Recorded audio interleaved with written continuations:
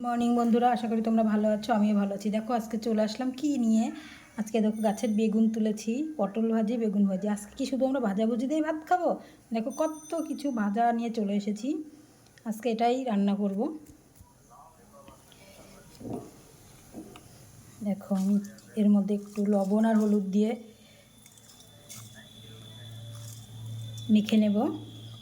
আরেকটা জিনিস দেবো সিক্রেট, একটু লাল লঙ্কার গুঁড়ি দেবো।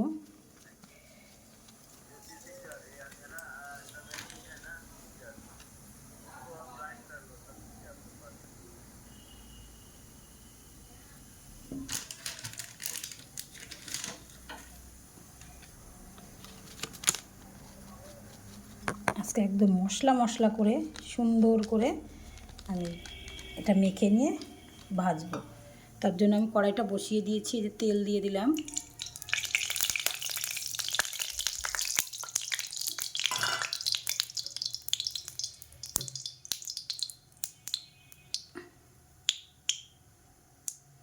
সাদা তেলটা নিয়ে যেন সর্ষের তেলই দিতে হবে বন্ধুরা। আমি বেশ খানিকটা তেল দিয়ে দেবো, যেহেতু শুধু ভাজাই করবো। তো তেলটা গরম হয়ে যাক। দেখো এবার এদিকে আমি লঙ্কার গুঁড়ো দিয়েছি আর একটু মশলাও দিয়েছি, ভাজা মশলা দিয়ে বেগুনগুলোকে সেই সুন্দর করে একদম ভাজবো। দেখো গাছের বেগুন কত বড় বড় করে কেটেছি, একটা বেগুনকে দুফালি করেই কেটেছি বন্ধুরা।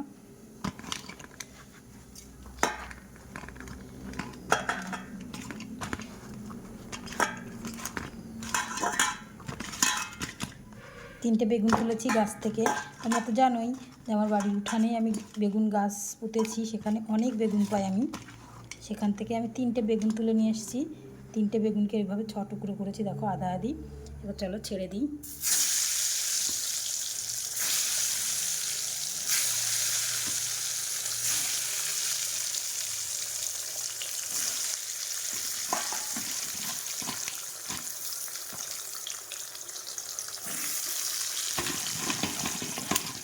আর একটু পটল ভাজি করবো। দেখো পটলটাও এভাবে মাখিয়ে নিলাম।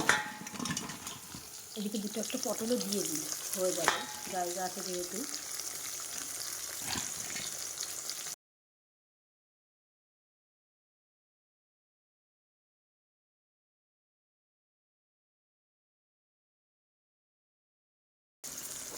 এটা আমি একটু ঢাকা দিয়ে দেবো।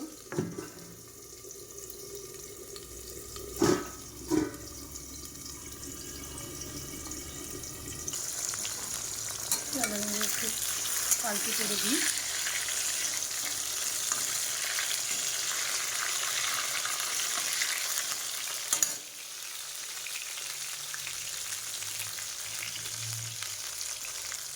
আমার ঠিকঠাক হয়ে যাচ্ছে, আমি আবার একটু ঢেকে দেবো। বন্ধুরা আমার বেগুন ভাজিগুলো হয়ে গেছে, আমি তুলে নেব।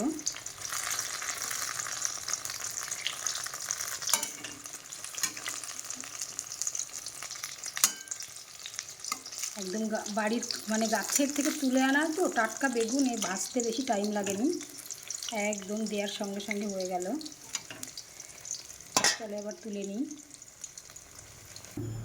আবার এই তেলের মধ্যে আমি পটলগুলো দিয়ে দেবো।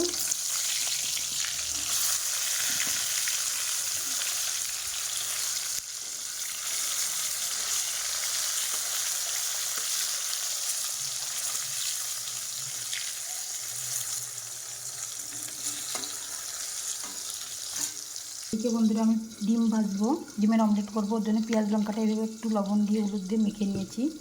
এর মধ্যে দুটো ডিম ফেটিয়ে দেবো। এই ডিম দুটো এবার ওর মধ্যে দেবো, দিয়ে ডিমের অমলেট করব।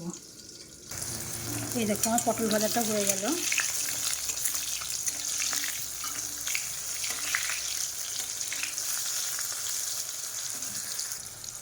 আমার ভাজা হয়ে গেছে, এবার এটা আমি তুলে নেব। এই দেখো আমি ডিমটা এভাবে ফেটিয়ে নিয়েছি, এবার ডিমটাই তেলের মধ্যে ছেড়ে দেবো।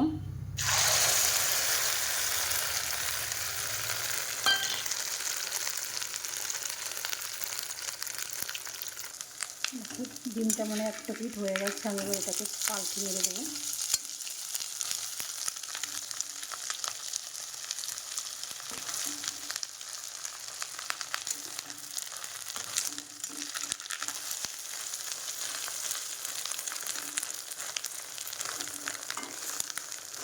প্রেশার দিলে আমার কত ফেনা হয়ে গেল তেলটা।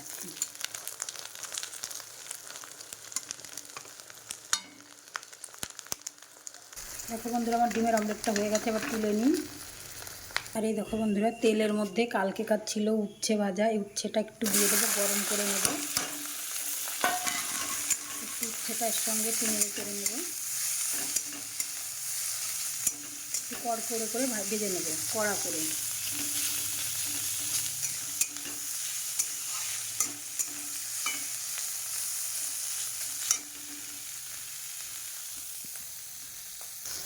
দেখো বন্ধুরা আমার উচ্ছেটা একদম কড়া কড়া ভাজা হয়ে গেল। এবার উঠিয়ে নেব।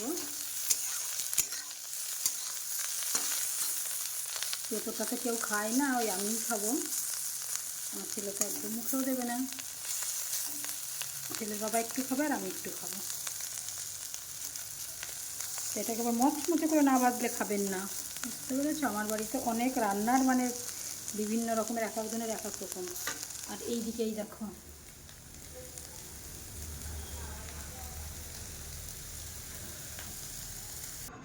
এই দেখো বন্ধুরা আজকে আমার মেনু এটা কি বলে তো, মুগের ডাল দিয়ে আম দিয়ে রান্না করেছি। তোমরা কি কেউ কোনোদিন খেয়েছো? আমিও কোনোদিন খাইনি, কিন্তু আজকে মনে হলো দেখি তো, একঘেয়েমি মাছের মাথা বা এমনি খাওয়া হয় মুগের ডালটা, আজকে একটু পাতলা করে একটু গাছের আম দিয়ে, দেখো ছোটো ছোটো আম পড়েছিল, কালকে ঝড় হয়েছে, প্রচুর আম পড়ে গেছে, তাই দিয়ে একটুখানি এরকম পাতলা করে রান্না করেছি, তা ভালো হয়েছে খেতে। আর এদিকে তো দেখিয়েছি, এই যে আমার বেগুন ভাজি, পটল ভাজি আর আছে ডিম ভাজি, ডিমের অমলেটটা দেখো, এই ডিম, আর এই যে এদিকে আছে কাঁকরোল ভাজি।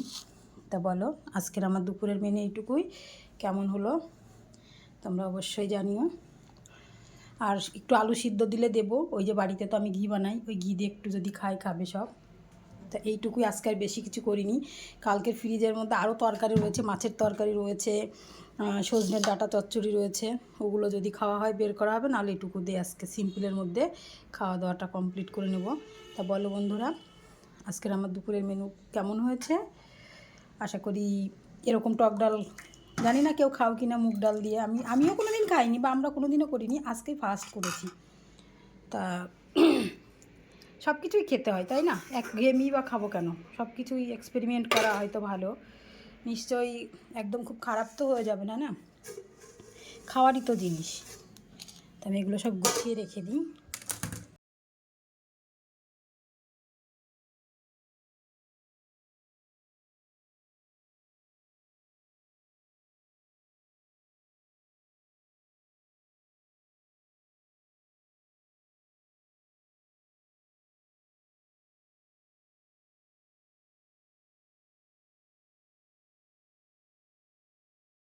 দেখো তোমরা অনেকেই আমার বাড়ির বাইরের পরিবেশটা দেখতে বেশি পছন্দ করো, তাই তোমাদেরকে একটু দেখাই। দেখো এত সুন্দর লাগছে, কালকে একটু হালকা বৃষ্টি হয়েছে, দেখো আমার এই ফুল গাছটায় কত সুন্দর ফুল হয়েছে। আর বেগুনগুলো দেখেছো বন্ধুরা, এই যে আমার এই বেগুন গাছটারই বেগুন তুলেছি 3টে। আর দেখো এখানে কত শাক হয়েছে, তিতর শাক। এই শাকগুলো না তোলা আর আলিশিতে খাওয়াই হচ্ছে না, এত সুন্দর দুর্দান্ত এই শাকগুলো খেতে বন্ধুরা, বলার কথা না।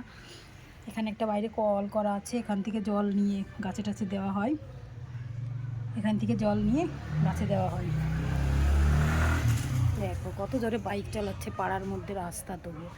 আর দেখো আমার গাছের আবার পেঁপেগুলো পেকে গেছে, পেঁপেগুলো পারবো কী করে বলো, সেই পাখিতে খাবে। অনেকগুলো পেঁপে পেকেছে, ওই গাছে পেকেছে, এই দেখো এদিকেও একটা বেগুন গাছ আছে। চলো বন্ধুরা, আশা করি তোমরা সবাই ভালো আছো, ভালো থেকো, সুস্থ থেকো। আর যা গরম আছে, যা গরম পড়ছে, সবাই সাবধানে থেকো, সুস্থ থেকো। দেখো এই গাছগুলো অল্প অল্প ফুল ফোটা ধরেছে। চলো আমি এখানে আমার ব্লগটা শেষ করছি, আজকের মতো টাটা। সবাই ভালো থেকে সুস্থ থেকো। দেখো কী সুন্দর হাওয়া বইছে, এত সুন্দর হাওয়া বইছে না, আমাকে বাইরে বসে থাকি, কিন্তু বাইরে বসলে হবে কী করে, কাজগুলো তো করতে হবে তাই না, কাজগুলো তো করে নিতে হবে। আমার বাবুকে স্কুলে, দেখো কী সুন্দর পাখি ডাকছে। আমার এই কুমড়ো গাছটা দেখো কতটা উঠে গিয়ে আবার পড়ে গেছে, কালকে ঝড়ে সব বাড়ি মেরে ভেঙে দিয়েছে, ওটা আর হবে না। আচ্ছা চলো।